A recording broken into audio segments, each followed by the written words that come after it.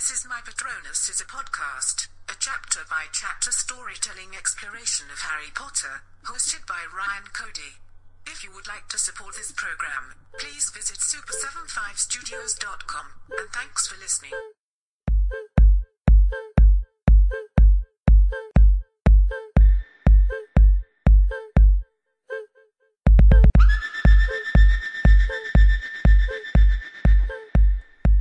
Hello everyone, my name is Ryan Cody. I'm a comic book artist and podcast host, and I'm also a huge Harry Potter fan. You know, I love the books, I love the movies. So my idea here was to host a podcast where I sometimes talk with other people, sometimes I'll just rant by myself about the chapters of the book and how they advance the story. And it'll just be an excuse to sometimes talk Harry Potter with other creators, writers, artists, actors, anyone who understands how to tell a story. I would like to talk to them on this podcast about Harry Potter, and we'll go chapter by chapter. Some episodes might encompass several chapters. Some episodes might be one chapter. Some episodes I might have a guest host, and some will just be me. So I hope you guys enjoy the show. I hope you stick around and see where we go from here. And you can always go to super75studios.com, and there's a page there for My Patronus as a podcast. And please, if you like the show, you can always hop over to Twitter and give us a follow on Twitter at MyPatronusPod. Our first guest for the first episode is someone I know pretty well. Scott Godleski is the co-host, along with myself, of the Illustrious Gentleman podcast, but he's also an amazing comic book artist in his own right. He's done work for Image Comics, Boom Studios, Vertigo, DC, so he's a great guy to talk to, and we had a lot of fun. So I hope you enjoy the show, and thank you very much. Okay, so my guest today is Scott Godleski. Scott is a world-famous comic book artist and even more world-famous podcast host. Oh, stop it. He's Thelma to my Louise on the Illustrious Gentleman podcast that we do. And today we're going to be talking about Harry Potter and the Sorcerer's Stone, or the Philosopher's Stone, which is the version I have. Chapter 1, The Boy Who Lived. Oh, are there alternate titles for this? The first book, yes. In the UK, it's the Philosopher's Stone, and in America, it was released as the Sorcerer's Stone. Oh, how interesting. Some of the terms between the two versions are tweaked because I guess Americans don't know some of the terms they use, so... but the audiobooks I have are the Philosopher's Stone, so those are the ones I listen to. But the book I first read was the Sorcerer's Stone, but I don't really notice a difference between the two of them, to be honest. So, yeah, Chapter 1, The Boy Who Lived. Before we get started, how deep does your knowledge of Harry Potter go? As far as the books and the movies and all that? I have seen all of the films maybe a half dozen times. Maybe excluding the first two. I know the first one is the only one that I own, the film, anyway. And I've seen it maybe once or twice, usually in pieces. The book I have read none of. I guess technically I still haven't. You sent me the first chapter on audiobook, so I guess I really haven't read it yet either. Okay, so you're coming in as just based off the movies. Yeah, I am a Harry Potter cinematic universe vet, but I am a book noob.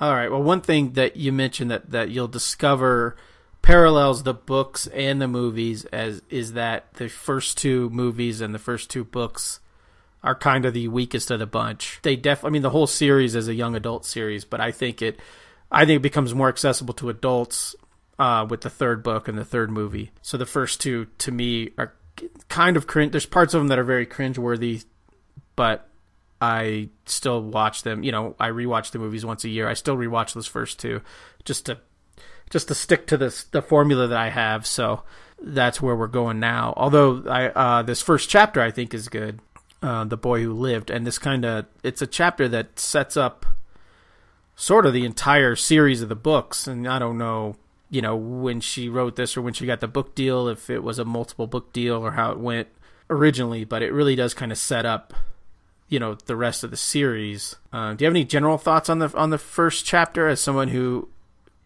because it really, the first chapter of the books isn't in the movie much other than, the three wizards dropping them off on the doorstep. But the first half of the first chapter is all different.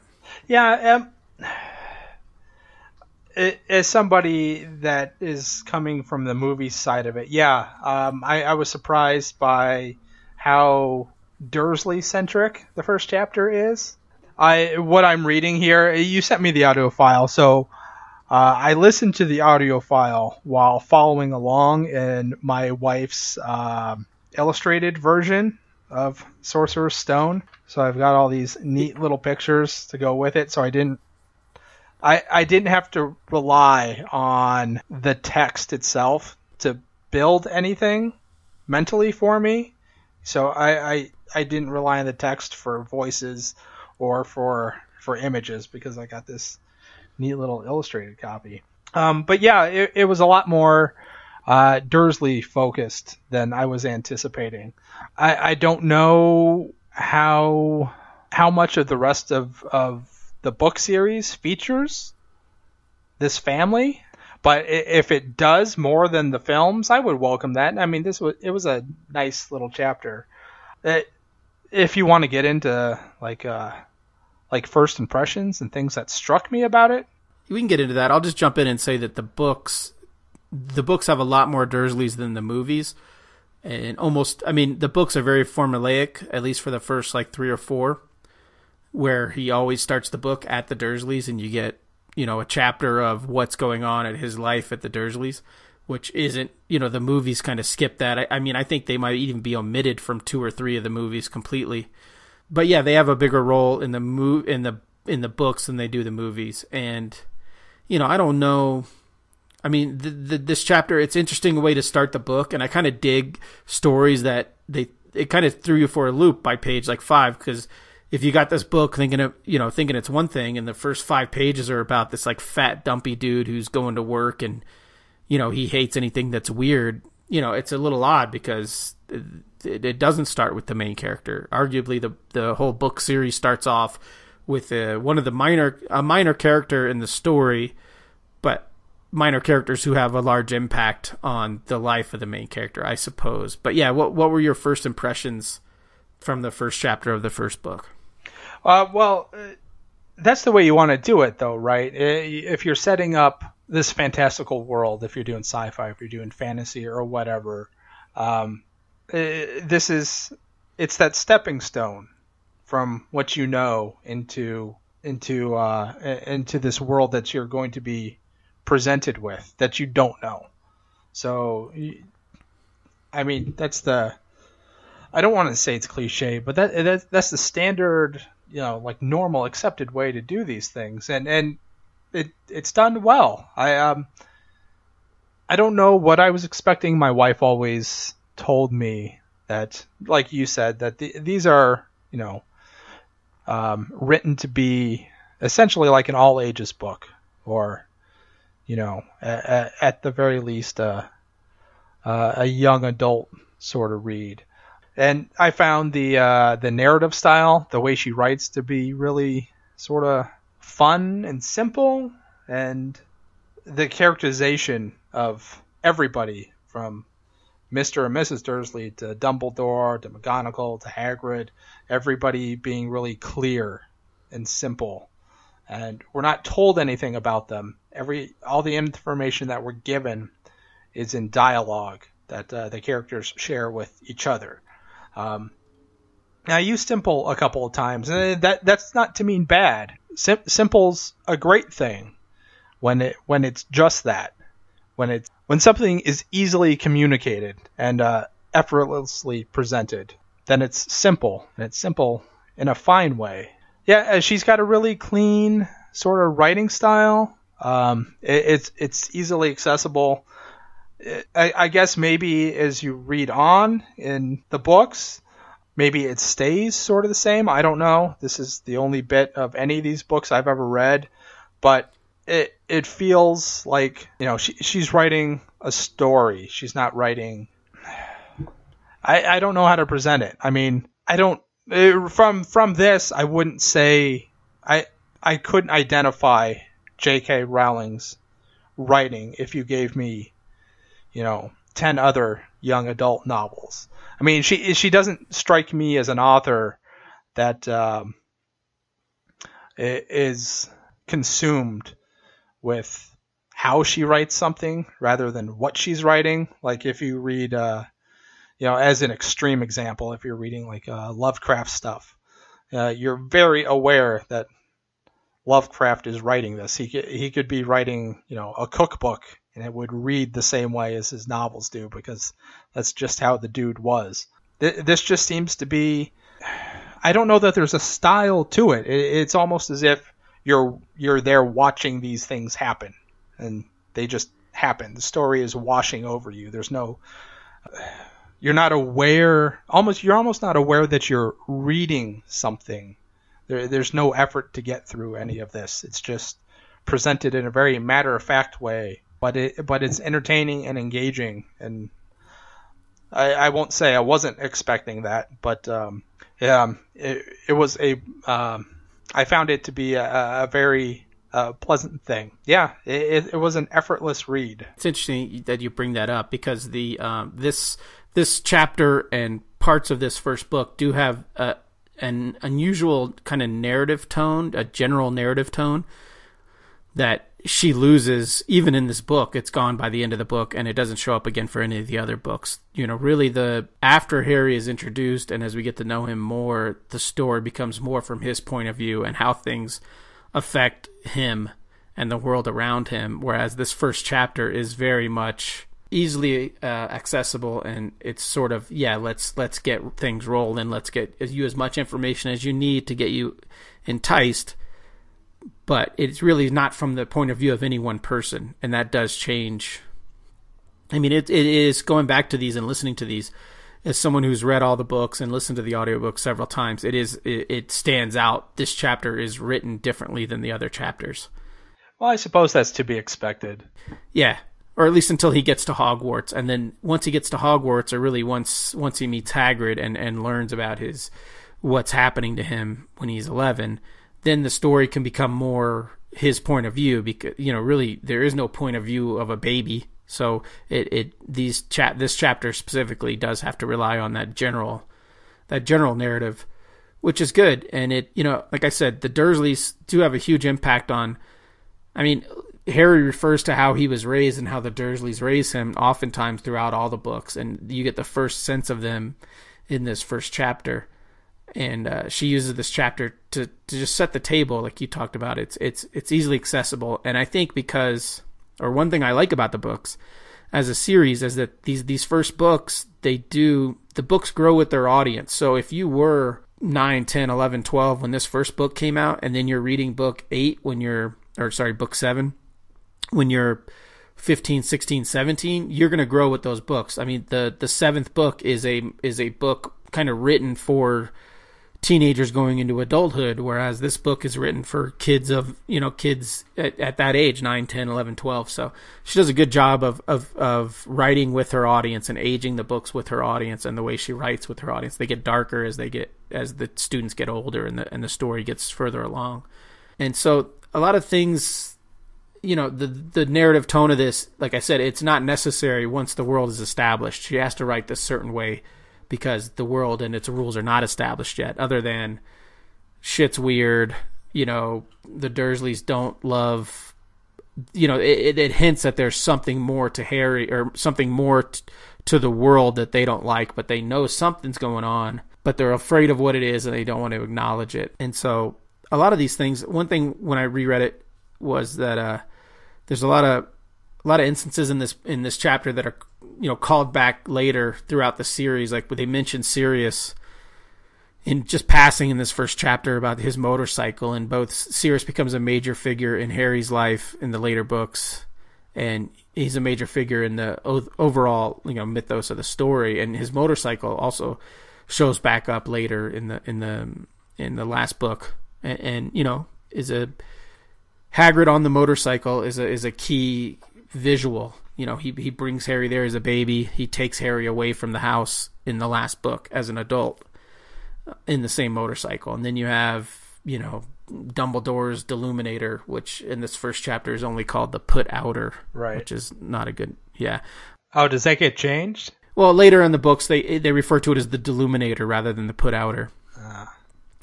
But that shows up in book 7 also. It serves it's a key plot point in the 7th book that I don't think is really explained well in the movie, but it's kind of how Ron finds his way back to Harry and Hermione. In the 7th book, he uses Dumbledore's Deluminator, which serves as kind of like a beacon to lead him back to Harry. So, these two objects show up in the first chapter as, kind of like arriving. Harry's arriving there. Dumbledore's using it as the first thing you see of Dumbledore. He's using this tool. And then in the last book, the tool brings the group back together, and Hagrid takes Harry away in the same way. So this chapter introduces that even as a baby, and even before you even meet Harry, you realize the importance that he has to this magical world that exists. It's before he ever shows up in Hagrid's arms or whatever. It's already been established that he is going to be famous for the rest of his life, and he's super important. And I think that's an interesting kind of storytelling tool that she goes back to a lot in the rest of the books. But he's just a baby with no knowledge of anything. But everyone who's old enough to know, for the rest of their lives, are going to know who he is. So that's an interesting kind of twist on someone being. It's like being the most famous person in the world as soon as you're born, and you don't know that, and you're not going to find out that for many years. But that's what it does. It sets the table. This chapter really does just set the table for the entire series. So it does its job, and it does its job well. And I assume if anyone was reading it for the first time, they're not going to be bored and put the book down at the end of this chapter. They're going to be interested in what happens next. There's a mention of Voldemort. They hint at kind of what's happened. Harry's parents are dead, so you have the orphan angle, which is popular in children's literature. And, when I first read these books, I was reading them to my kids. I wasn't interested in them at all, but, I was reading them to toddlers. They were really enjoying it, and then I realized at one point I was just started reading ahead, and so I enjoy the books as an adult at, 30 or whenever I first read these books as much as I do now. So that's kind of where I'm at on that first chapter. And it has the best name of any chapter, and I love the titles in the book. I love The Boy Who Lived, He Who Must Not Be Named. I loved the descriptions of the book. I suppose the descriptions of the characters of the book. Yeah. I maybe something I was surprised by was how exposition free the first chapter of this first book is. It's a great introduction, but there's nothing spelled out for you. Certainly not in a really obvious, heavy-handed way. Yeah, it leaves you with, I think, the right amount of questions, but you're comfortable with where you are. So yeah, it's a nice balance. I'm sure it's not one that's easy to achieve, but she did it really well. All right. Well, do you have any more thoughts on the first chapter or on the? No. I mean, there were a couple of lines that kind of tickled me. All right. If you want me to read them for you. I guess anybody listening to this has already read the book. I would hope. It's always interesting to find out what other people find interesting in it. Yeah, like that Mr. Dursley, however, had a perfectly normal owl-free morning. That one made me chuckle. Right. And the description of Hagrid when he first flies in. If the motorbike was huge, it was nothing to the man sitting astride it. He was almost twice as tall as a normal man and at least 5 times as wide. He looked simply too big to be allowed, and so wild. Long tangles of bushy black hair and a beard hid most of his face. He had hands the size of dustbin lids, and his feet, in their leather boots, were like baby dolphins. Nothing else has ever been described as being the size of baby dolphins. No. And it's funny, it is, because, especially I would imagine most of us in America, if I saw one owl, even at night, where I live, where there are owls, I'd be like, wow, there's like an owl there. Like, that's bizarre. But yeah, the idea that there's like owls just flying around, and it's if he saw one, he would be intrigued by it or confused by it, whereas I would be like, I'd be freaking out. I'd be like taking photos and Instagramming it, stuff like that. So it is interesting, the differences that pop up, I suppose. And now, throughout the rest of the series, are wizards and witches sort of recognized by wearing cloaks? Because that seemed to be a point of unusualness. And it's something I don't really recall from the films. that people being Yeah, cloaked. it is kind of there are callbacks in the books later on about, you know, when wizards have to go out in public and they try to dress like muggles, they do a poor job of it. They don't know how to dress like muggles, or, you know, it's odd to see someone in a cloak, you know, on the street. And that is something that's another thing to go with the owls. Like you never see anyone with a cloak. Like, outside of Comic Cons, I've never seen anyone in a cloak. So if I saw anyone in a cloak, that would immediately make my morning the opposite of normal. That's all I could talk about the rest of the day, was like, there's a dude wearing a cloak, and we were not at a Comic Con, you know, we were not at an anime con, just a normal old man wearing a cloak. That'd be topic of conversation all day long. So, you know, the Dursley who tries to avoid anything abnormal, he does run into a guy in a cloak, you know, in the morning. So it is funny that he notices these things that are odd to him and he tries to rationalize them. Whereas if I saw anything odd like that, it would be all I could think about. So, but to answer your question, yeah, they kind of, later in the books, they talk about the differences between how wizards dress and how muggles dress, and how odd it is to see wizards in cloaks out in public, and vice versa. You know, how poorly these wizards dress when they try to pretend to be muggles. So it's talked about, but it's never like a plot point. Like, nothing ever happens because of it. So, but yeah, the way she introduced these characters, there's sorts of, like, it's weird that, like, McGonagall sat around all day as a cat when she could have just put on muggle clothes and just hung around. Like, she didn't have to be a cat all day. But, you know, there it is. You learn kind of, you really learn the basics of these characters who are going to become main characters within like a sentence or two. Just the descriptions or how they acted or things like that. Yeah, they all have their own voice. It's pretty clear. Right. All right. Excellent. It's a good introductory chapter. I'm happy with that. So is there anything, Scott, so you're a comic book artist, is there anything you want to promote? Anything like that? Where could people find you online if they want to talk to you more about the first chapter of Harry Potter? I guess if you want to talk to me about Harry Potter, I suppose you could find me at Twitter at ScottyGod, SCOTTYGOD. I'll discuss it as well as I can. I've only read this first chapter, but if you want to talk about it from the movies, great. I'll talk about that as much as you want. I think the movies are infinitely rewatchable. Will I continue reading the series? Probably not, and not for it's no fault of the series itself. It's no, slight on Rowling. It's just that I tend not to read a lot of fiction. I'm more of a non-fiction guy myself, if I read anything. Well, thanks for being on the show, Scott. I appreciate it. Oh, thanks for having me. It was a ton of fun. Making the first episode an easy transition. You can listen to our podcast at tigshow.com if you want to hear more of the ramblings between me and Scott. And this show, if you just go to super75studios.com, there's a link there. My Patronus is a podcast. You can click on that link, and I'll give you all the information on the podcast. So thanks again, buddy. Thanks for having me.